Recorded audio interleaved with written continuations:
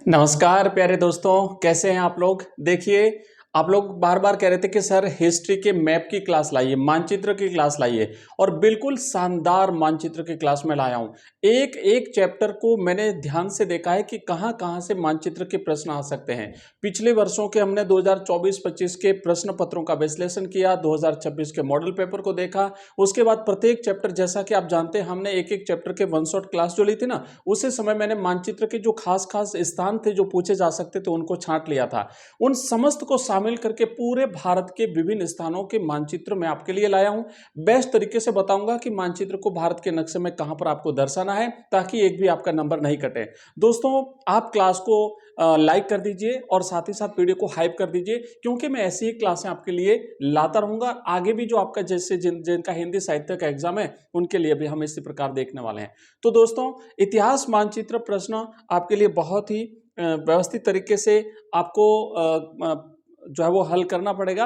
और कुछ प्रश्न पहले मैं आपको दिखा देता हूं किस तरीके से आपके परीक्षा में प्रश्न आएंगे।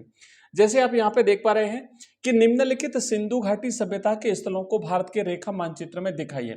आपको इस तरीके से प्रश्न बस ये नहीं लिखा होगा कि सिंधु घाटी सभ्यता स्थलों, ऐसे नहीं होगा लिखा हुआ। आपको ये लिखा होगा कि निम्नलिखित स्थानों को भारत के रेखा मानचित्र में दर्शाइए।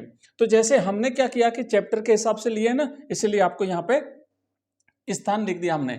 जैसे सिंधु घाटी सभ्यता में हड़प्पा कहाँ है, मोहनजोदड़ो, लोथल और कालीबंगा, ऐसे 4 स्थान आपको भरने पड़ेंगे। मैं यहाँ पर सबसे पहले आपको प्रश्न दिखा देता हूँ। जैसे दूसरा प्रश्न आएगा वो इस तरह तरीके से आएगा कि निम्न महाजनपदों या प्राचीन नगरों को भारत के मानचित्र में चिन्हित कीजिए। 2 प्रश्न आएंगे, उसमें से कोई भी एक करना है। एक बिल्कुल प्राचीन भारत के जैसे नामों का आएगा और एक बिल्कुल दूसरे नाम आएंगे, जैसे मगध, तक्षशिला, पाटलिपुत्र और वाराणसी। इसके अलावा नेक्स्ट देखो, जैसे बौद्ध जैन केंद्रों को भारत के मानचित्र में दिखाना है। लुम्बिनी, बोध गया, सारनाथ, कुशीनगर। पहले प्रश्न देख लो, फिर शानदार तरीके से मैं मानचित्र पे दिखाता हूं कहां कहां पर है। मेरठ, दिल्ली, कानपुर, झांसी। उसके बाद में फिर देखो साबरमती, चंपारण, दांडी, चौरी चौरा। उसके बाद बंगाल, दक्कन, बंबई, मद्रास। उसके बाद आप देखो मंडा, मास्की, नासिक, सहारनपुर। उसके बाद बस। तो इस तरीके से आपके प्रश्न आएंगे। अब आप एक मैप आप देख रहे हो यहाँ पे, चलो मैं इसको यहाँ से यहाँ शिफ्ट कर देता हूँ। एक भारत का मानचित्र आपके सामने दिया हुआ है। इस मानचित्र पर कुछ महत्वपूर्ण स्थानों को हमने रेखांकित किया है। ये वो स्थल हैं जो ऐतिहासिक हैं, जो महत्वपूर्ण स्थल हैं और आपके परीक्षा में बिल्कुल पूछे जाने की संभावना है। तो आइए हम इनको एक एक करके देख लेते हैं। सबसे पहले हम यहाँ पे देखेंगे कि देखो मांडा जम्मू कश्मीर में है, और ये जो स्थल है आपका सिंधु घाटी सभ्यता का सबसे उत्तरतम केंद्र है भारत में स्थित। तो इसलिए आपको याद रखना है, मांडा पूछा जा सकता है। कहां भरना है आपको? जम्मू कश्मीर में। उसके बाद अंबाला आ सकता है, अंबाला आप यहाँ पे देखेंगे। उसके बाद सहारनपुर बिल्कुल यहाँ पर है। उसके बाद मीताथल यहाँ पे है। उसके बाद कालीबंगा हम नेक्स्ट करेंगे। नासिक महाराष्ट्र में देखो, मास्की आप यहाँ पे भरेंगे, अमरावती ये रहा। उसके बाद कलिंग ये रहा उड़ीसा में। तो इस तरीके से ये महत्वपूर्ण स्थल आपने देख लिए। अब हम चैप्टर वाइज करने वाले हैं, एक एक चैप्टर को हम कवर करेंगे। इसलिए चलिए, सबसे पहले आपके सामने एक प्रश्न दिया हुआ है कि निम्नलिखित सिंधु घाटी सभ्यता के स्थलों को भारत के रेखा मानचित्र में दर्शाइए। पहला प्रश्न था ना हमारा, हड़प्पा, मोहनजोदड़ो, लोथल और कालीबंगा। तो हड़प्पा देखो यहां पर है, ये भारत का मानचित्र है। साथ ही साथ इस भारत के मानचित्र के साथ साथ पाकिस्तान भी दिया हुआ है। इधर नेपाल, भूटान, बांग्लादेश सब कुछ दिए हुए हैं। तो हमें जो हड़प्पा कालीन स्थल है वो भारत और पाकिस्तान दोनों में है। तो आपको अगर हड़प्पा दिखाना हो तो आप यहाँ पे दिखाएंगे, ये हड़प्पा है। और ये जो नदी है ना, ये इस रावी नदी के किनारे हड़प्पा बसा हुआ है भाई, ठीक है। और ये जो नदी आती है ये सिंधु नदी है। ऊपर से ये बिल्कुल यहाँ से देखो ये नदी आ रही है, ये सिंधु नदी है, और रावी फिर सिंधु में मिल जाती है। और इस सिंधु नदी के किनारे फिर आगे चलते हैं तो यहाँ पर सिंधु नदी के किनारे दोस्तों मोहनजोदड़ो बसा हुआ है। यहाँ पर मोहनजोदड़ो बसा हुआ है, ठीक है। तो मोहनजोदड़ो हो गया हमारा, ये हड़प्पा हो गया। फिर कालीबंगा पूछा गया है, तो ये राजस्थान है। आप देख पा रहे हो ये राजस्थान का मानचित्र है, और इस राजस्थान के मानचित्र में दोस्तों ये राजस्थान है, ठीक है ना। ये इतना राजस्थान है ये वाला। तो ये राजस्थान में आप ऊपर हनुमानगढ़ में भरेंगे, यहाँ पे कालीबंगा आ गया। उसके बाद लोथल गुजरात में, ये वाला जो हिस्सा है ये बिल्कुल लोथल का है। आपको साथ जो दिख रहा होगा तो यहाँ से जो लोथल है गुजरात है, तो ये गुजरात में बिल्कुल है ना, यहाँ पे देखो आप, यहाँ आपको लोथल भरना है जो समुद्र तट के किनारे है। तो इस तरीके से हमने देख लिया, हड़प्पा हो गया पाकिस्तान में, मोहनजोदड़ो पाकिस्तान में, लोथल गुजरात में, कालीबंगा राजस्थान में। क्लियर? चलिए आगे बढ़ते हैं और नेक्स्ट स्थानों को हम देख लेते हैं। अब एक बार फिर से आपको निम्नलिखित स्थानों को भारत के मानचित्र में दिखाना है। भाई मोहनजोदड़ो हो गया, और उसके बाद लोथल देख लिया हमने, और उसके बाद धोलावीरा, चन्नूदड़ो, चलो ये कुछ देख लेते हैं। ये पाकिस्तान है, यहाँ पे मोहनजोदड़ो हो गया, यहाँ पे हड़प्पा हो गया, कालीबंगा राजस्थान में हो गया, राखीगढ़ी हरियाणा में हो गया, बनावली हरियाणा में हो गया जहां से हल्के प्रतिरूप मिले थे। उसके बाद यहाँ पे आप देखोगे भाई, उसके बाद लोथल ये हो गया हमारा।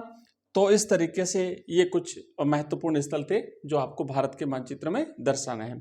नेक्स्ट देखो अगला मानचित्र आपके सामने। यहाँ पे दोस्तों कुछ प्राचीन महाजनपद और उनकी राजधानियों के नाम हैं जो परीक्षा में पूछे जाते हैं बार बार, तो वो आपको भरने हैं। देखो अब यहाँ से हम शुरू करेंगे भाई।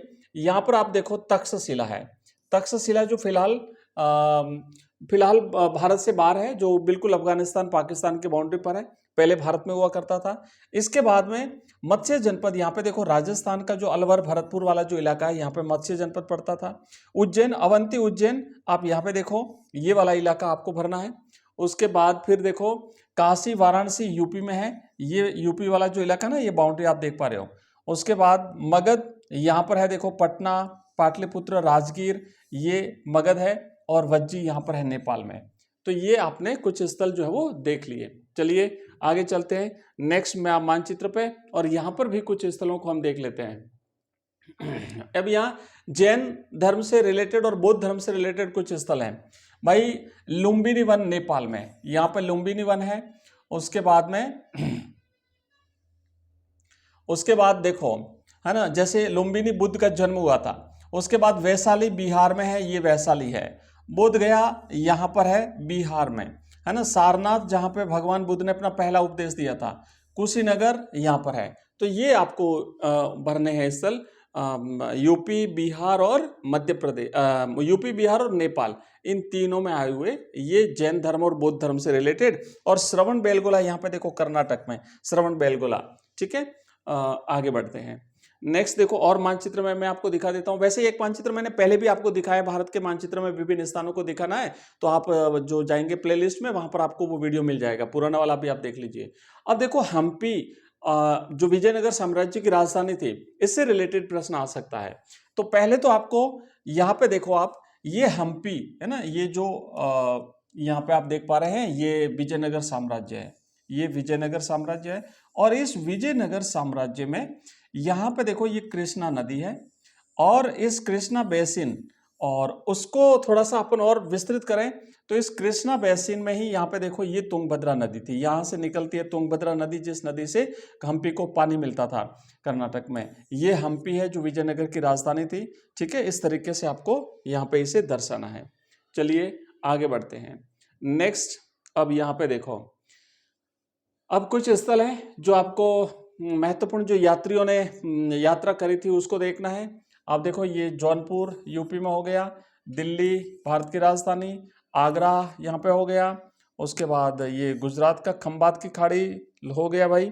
उसके बाद यहाँ केरल में कालीकट हो गया, ठीक है। ये स्थल आपको इस तरीके से भरने हैं। नेक्स्ट देखो और कुछ महत्वपूर्ण स्थल देख लेते हैं। हाँ, नील की खेती बंगाल में जहाँ होती थी भाई, तो यहाँ पे देखो ये यहाँ पे जो है वो नील की खेती होती थी। यहाँ पे बिहार जहाँ पे नील की खेती होती थी।